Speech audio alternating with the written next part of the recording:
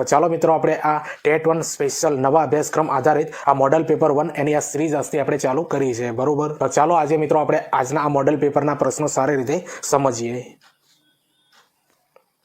પહેલા નંબરનો પ્રશ્ન સમજીએ કે શિક્ષણ નીતિ ઘડવાની ભલામણ કોણે કરી હતી? તો કોઠારી પંચે મિત્રો આ શિક્ષણ નીતિ ઘડવાની ભલામણ કરી હતી।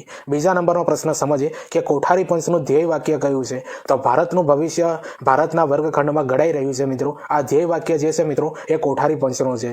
હવે ત્રીજા નંબરનો પ્રશ્ન સમજીએ કે નવી શિક્ષણ નીતિ NEP 2020નું માળખું શું છે? તો 5+3+3+4 યાદ રાખી લેજો। આ પરીક્ષાના અંદર પૂછાઈ શકે એવા પ્રશ્નો છે મિત્રો, બરોબર। જેટલા પણ ટોપિક મેં અગાઉ તમને સમજાયા છે એ બધા ટોપિકોનું સમન્વય છે મિત્રો। આ બધા ટોપિકના અંદરથી 8, 8, 9, 9 પ્રશ્નો લઈને આખું આપણે આ મોડલ પેપર બનાવ્યું છે, બરોબર। એટલે પ્રશ્નોનું લેવલ તમને કેવું લાગે છે કોમેન્ટ કરીને જરૂરથી બતાવો।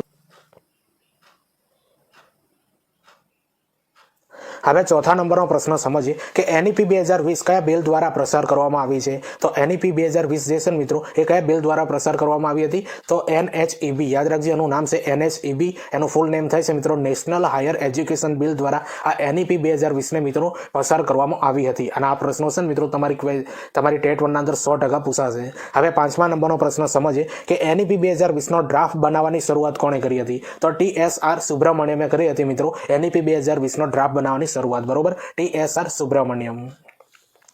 હવે છઠ્ઠા નંબરનો પ્રશ્ન સમજીએ કે RT એક્ટ 2009 સંસદમાં ક્યારે પ્રસિદ્ધ થાય છે? તો જો મિત્રો RT એક્ટ 2009 સંસદના અંદર ક્યારે પ્રસિદ્ધ થાય છે? 26 ઓગસ્ટ 2009 ના અંદર મિત્રો આ એક્ટ જે છે મિત્રો એ પસાર થાય છે સંસદમાં, બરોબર। 26 ઓગસ્ટ 2009 ના રોજ। હવે સાતમા નંબરનો પ્રશ્ન સમજીએ કે RT એક્ટ 2009 નો અમલ ક્યારે આવે છે? તો જો મિત્રો આ RT એક્ટ 2009 છે ક્યારે અમલમાં આવે છે? તો 1 એપ્રિલ 2010 થી મિત્રો સમગ્ર ભારતના અંદર મિત્રો યાદ રાખજો, સમગ્ર ભારતના અંદર ખાલી જમ્મુ કાશ્મીર રાજ્ય સિવાય મિત્રો આ RT એક્ટ સમગ્ર ભારતના અંદર લાગુ થયો હતો, બરોબર। અને હવે મિત્રો જમ્મુ કાશ્મીરના અંદર પણ લાગુ થઈ ગયો છે, કારણ કે 370 જે કલમ છે ને હટાઈ દીધી છે, બરોબર। એટલે હવે જમ્મુ કાશ્મીર એટલે સમગ્ર ભારતના અંદર RT એક્ટ હવે લાગુ થઈ ગયો છે। તો જો મિત્રો આવા ક્વેશ્ચન રહેશે, બરોબર। પ્રશ્નો ગમતા હોય ને મિત્રો તો લાઈક શેર કરી દેજો એક, બરોબર। તમારા માટે આ મોડલ પેપરની સિરીઝ ચાલુ કરી છે મિત્રો, બરોબર। આટલો સપોર્ટ કરવાનો રહેશે।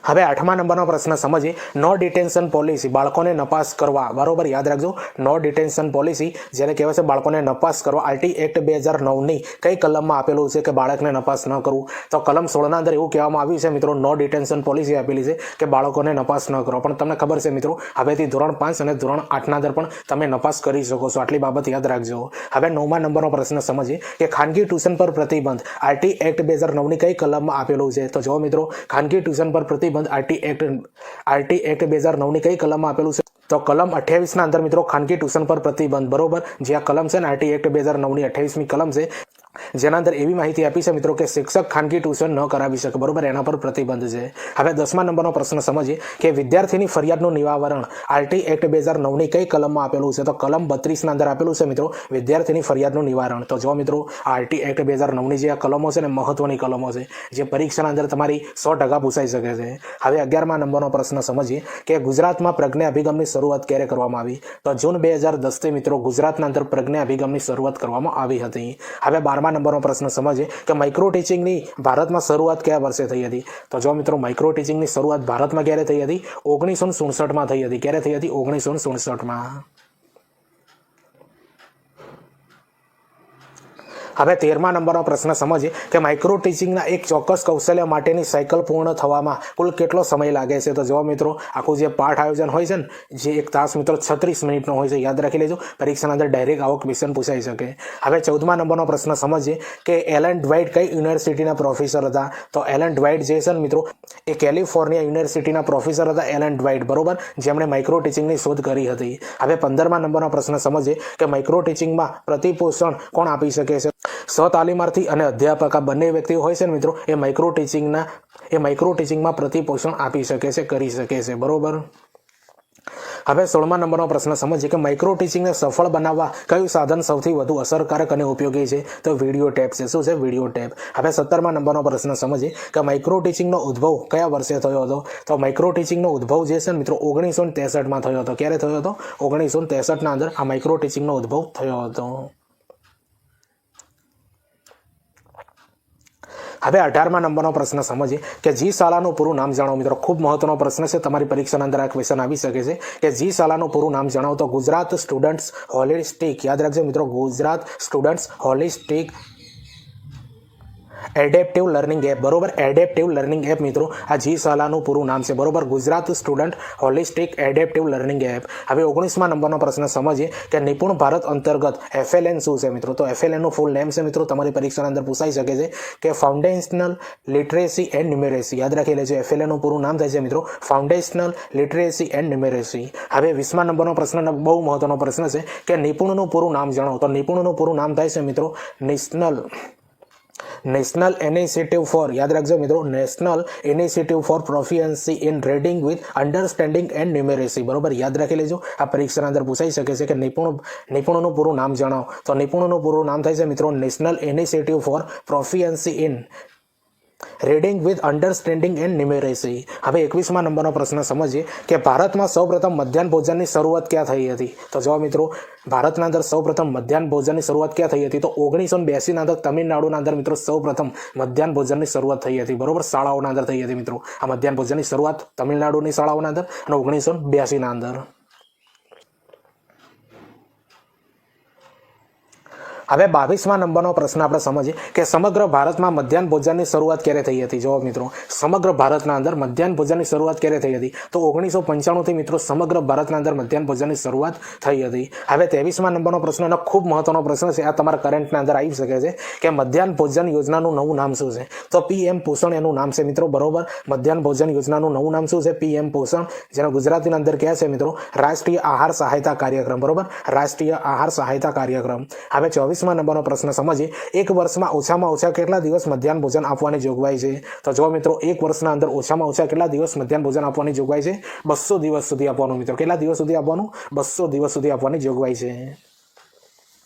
હવે 25મા નંબરનો પ્રશ્ન સમજીએ કે ગુજરાત રાજ્યમાં SSA ની શરૂઆત ક્યારે થઈ. તો 2001ના અંદર મિત્રો ગુજરાત રાજ્યના અંદર SSA ની શરૂઆત થઈ હતી. હવે 26મા નંબરનો પ્રશ્ન સમજીએ કે SSA નું સૂત્ર કયું છે. તો સૌ ભણે સૌ આગળ વધે, એ જે છે મિત્રો એ SSA નું સૂત્ર છે, બરોબર, સૌ ભણે સૌ આગળ વધે.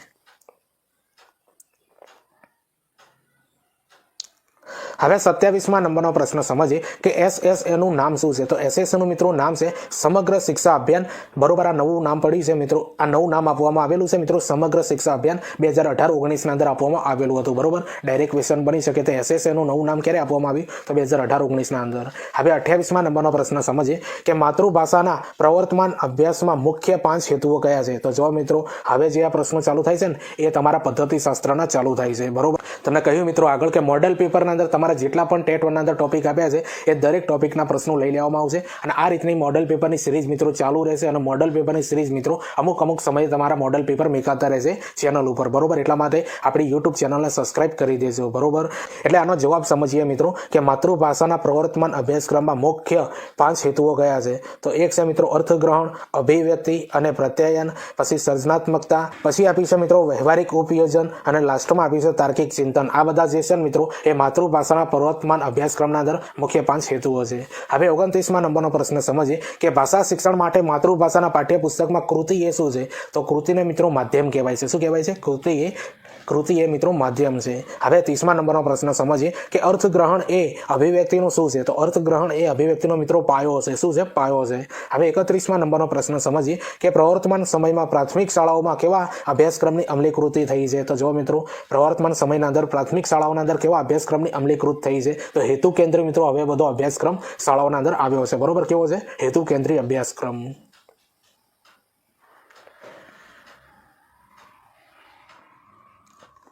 હવે 32મા નંબરનો પ્રશ્ન સમજીએ કે અભિવ્યક્તિની અસરકર્તાનો આધાર શાના ઉપર હોય છે. તો અભિવ્યક્તિની અસરકર્તાનો આધાર મિત્રો અર્થગ્રહણ ઉપર હોય છે. શાના ઉપર હોય છે? અર્થગ્રહણ ઉપર. હવે 33મા નંબરનો પ્રશ્ન સમજીએ કે વ્યક્તિની લાગણીઓ શાના દ્વારા પ્રદર્શિત થાય છે. તો અભિવ્યક્તિ દ્વારા મિત્રો આ વ્યક્તિની લાગણીઓ મિત્રો પ્રદર્શિત થતી હોય છે. હવે 34મા નંબરનો પ્રશ્ન સમજીએ કે NCF 2005માં વૈશ્વિક કક્ષાએ કયા દ્રષ્ટિકોણથી માતૃભાષાના મહત્વને સ્પષ્ટ કરવામાં આવ્યું છે. તો વૈજ્ઞાનિક દ્રષ્ટિકોણથી, બરોબર. યાદ રાખજો, વૈજ્ઞાનિક દ્રષ્ટિકોણથી. હવે 35મા નંબરનો પ્રશ્ન સમજીએ કે પર્યાવરણ શિક્ષણ ક્યારે સિદ્ધ થયું કહેવાય? તો જો મિત્રો પર્યાવરણ શિક્ષણ ક્યારે સિદ્ધ થયું એમ કહેવાય તો પર્યાવરણ શિક્ષણ વ્યવહારિક જીવનમાં ઉપયોગ થાય ત્યારે મિત્રો. હવે 36મા નંબરનો પ્રશ્ન સમજીએ કે પર્યાવરણ અભ્યાસમાં હેતુઓને સિદ્ધ કરનારી ઉત્તમ પદ્ધતિ કઈ છે? તો પ્રયોગ પદ્ધતિ જે છે મિત્રો એ પર્યાવરણ અભ્યાસના અંદર હેતુઓને સિદ્ધ કરવાની ઉત્તમ પદ્ધતિ કહેવાય છે. બરોબર, પ્રયોગ પદ્ધતિ.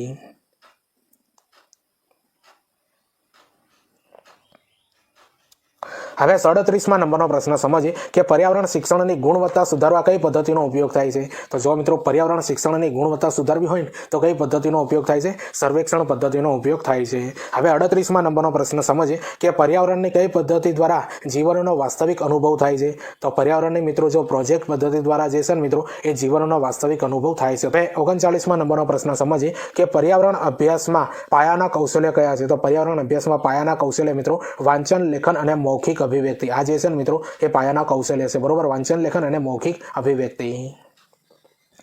હવે 40મા નંબરનો પ્રશ્ન સમજીએ પર્યાવરણ મૂલ્યાંકનના પ્રકાર જણાવો. તો પર્યાવરણ મૂલ્યાંકનના પ્રકાર છે મિત્રો ઔપચારિક તથા અનૌપચારિક મૂલ્યાંકન, પ્રગતિમૂલક અને પરિપાકમૂલક મૂલ્યાંકન. બરોબર, યાદ રાખી લેજો, પરીક્ષાના અંદર પૂછાશે કે પર્યાવરણ મૂલ્યાંકનના પ્રકારો કયા છે? તો ઔપચારિક તથા અનૌપચારિક મૂલ્યાંકન, પ્રગતિમૂલક અને પરિપાકમૂલક મૂલ્યાંકન. યાદ રાખી લેજો, પરીક્ષાના અંદર પૂછાય એવા પ્રશ્નો છે.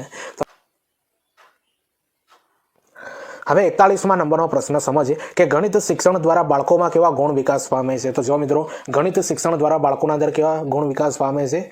ચોકસાઈ, એકાગ્રતા, પ્રત્યાયન અને ધીરજ. આવા ગુણો જે છે ને મિત્રો એ આપણે ગણિત શિક્ષણ દ્વારા બાળકોના અંદર વિકાસ પામે છે. બરોબર, તો જો મિત્રો આ ગણિતના પદ્ધતિશાસ્ત્રના પ્રશ્નો હવે ચાલુ થઈ ગયા. ઉપર આપણે ગુજરાતી પર્યાવરણના જોયા, હવે ગણિતના આવ્યા. હવે 42મા નંબરનો પ્રશ્ન સમજીએ કે ગણિત શિક્ષણ દ્વારા બાળકોમાં કેવી શક્તિઓનો વિકાસ થાય છે? તો જો મિત્રો ગણિત શિક્ષણ દ્વારા બાળકોમાં કેવી શક્તિઓનો વિકાસ થાય છે? નિર્ણય શક્તિ, તર્ક શક્તિ અને અવલોકન શક્તિ. આ 3 શક્તિનો વિકાસ થાય છે ગણિત શિક્ષણ દ્વારા.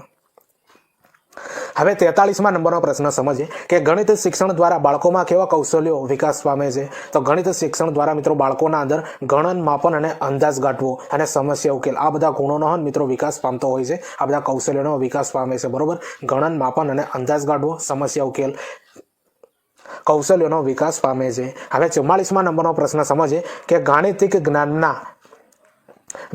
જ્ઞાનના સ્વરૂપો કયા કયા છે? તો ગાણિતિક જ્ઞાનના સ્વરૂપો મિત્રો સંકલ્પનાત્મક જ્ઞાન, કાર્યપ્રણાલીગત જ્ઞાન. બરોબર, આ બંને છે મિત્રો એ જ્ઞાનના સ્વરૂપો છે. બરોબર, સંકલ્પનાત્મક જ્ઞાન અને કાર્યપ્રણાલીગત જ્ઞાન.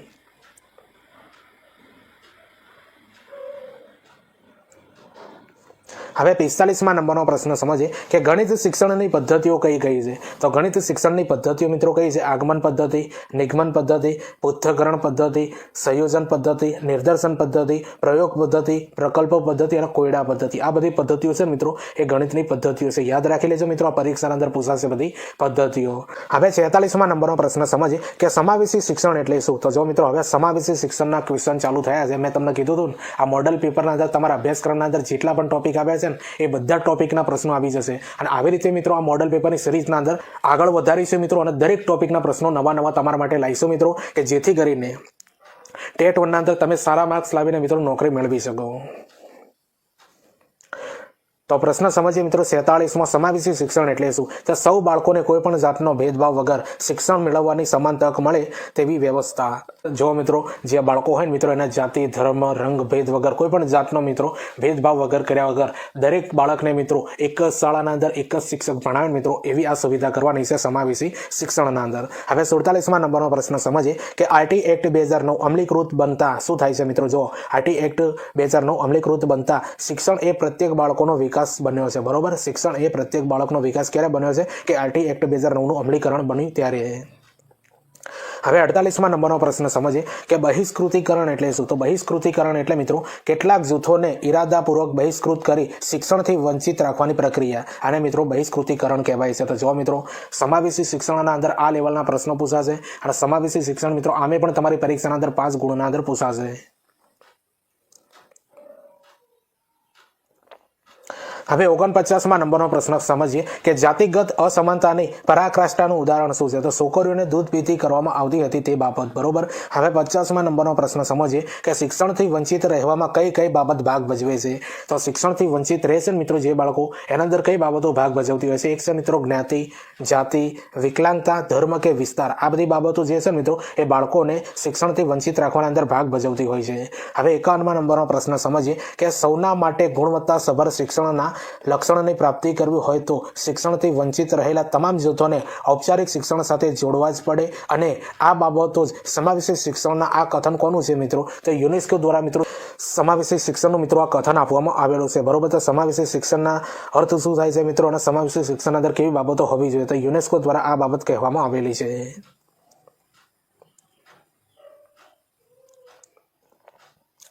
હવે 52મા નંબરનો પ્રશ્ન સમજીએ કે બાળક પોતાને ઇન્દ્રિયો દ્વારા શીખવું જોઈએ, બરોબર. બાળક છે ને એ પોતાને ઇન્દ્રિયો દ્વારા શીખવું જોઈએ. આ વ્યાખ્યા કોણે આપેલી છે? તો મોન્ટેસરીએ મિત્રો વ્યાખ્યા આપી છે કે બાળક પોતાની ઇન્દ્રિયો દ્વારા શીખવું જોઈએ. મોન્ટેસરી આ વ્યાખ્યા આપી છે. હવે 53મા નંબરનો પ્રશ્ન ખૂબ મહત્વનો છે કે પ્રોજેક્ટ પદ્ધતિની હિમાયતી કોણે કરી? તો જોન ડુઈએ મિત્રો પ્રોજેક્ટ પદ્ધતિની હિમાયતી કરી છે. હવે 54મા નંબરનો પ્રશ્ન સમજીએ કે વાર્તાનું શાસ્ત્ર, યાદ રાખજો મિત્રો, વાર્તાનું શાસ્ત્ર અને દિવા સ્વપ્ન જેવા ગ્રંથો કયા બાળ શિક્ષણ ચિંતકના છે? તો ગીજુભાઈ બધેકાના છે. કોના છે મિત્રો? ગીજુભાઈ બધેકાના. હવે 55મા નંબરનો પ્રશ્ન સમજીએ કે બાળ કેન્દ્રિત શિક્ષણ પદ્ધતિ માટે વિશ્વ પ્રસિદ્ધ ચિંતક કોણ છે? તો મોન્ટેસરી પદ્ધતિ, બરોબર. બાળ કેન્દ્રિત શિક્ષણ પદ્ધતિ માટે વિશ્વ પ્રસિદ્ધ ચિંતક કોણ છે મિત્રો? મોન્ટેસરી છે. હવે 56મા નંબરનો પ્રશ્ન સમજીએ કે રમતો દ્વારા આનંદમય શિક્ષણ આપવાની હિમાયતી કોણે કરી છે? તો રમતો દ્વારા આનંદમય શિક્ષણ આપવાની હિમાયતી કોણે કરી છે મિત્રો? ગીજુભાઈ બધેકાએ કરેલી છે.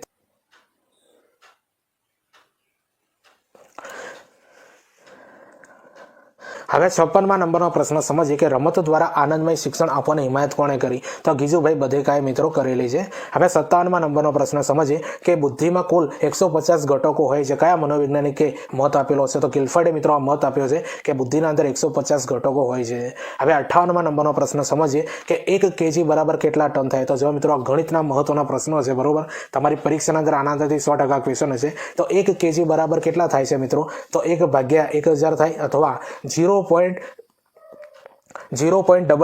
થાય છે, બરોબર. આ બંનેમાંથી કોઈ પણ એક આપ્યો મિત્રો એ જવાબ સાચો છે. હવે 59મા નંબરનો પ્રશ્ન સમજીએ કે 1 ડઝન બરાબર કેટલા નંગ? તો જવાબ મિત્રો 1 ડઝન બરાબર 12 નંગ થાય છે. કેટલા નંગ થાય છે? 12 નંગ. તો જવાબ મિત્રો તમને ખબર છે કે મોડેલ પેપર 1ના અંદર મિત્રો આજે 60 પ્રશ્નો ભણવાના હતા. તો 60મા નંબરનો પ્રશ્ન આપણે સમજીએ કે 1 ઘન મીટર બરાબર કેટલા લીટર? તો 1 ઘન મીટર બરાબર મિત્રો 1000 લીટર થાય. કેટલા થાય? 1000 લીટર થાય છે. તો જો મિત્રો આ મોડેલ પેપરના 60 પ્રશ્નો તમને કેવા લાગ્યા મિત્રો એ કોમેન્ટ કરીને જરૂરથી બતાવો. તો ચાલો આપણે મળીએ બીજા વિડીયોના અંદર. બાય.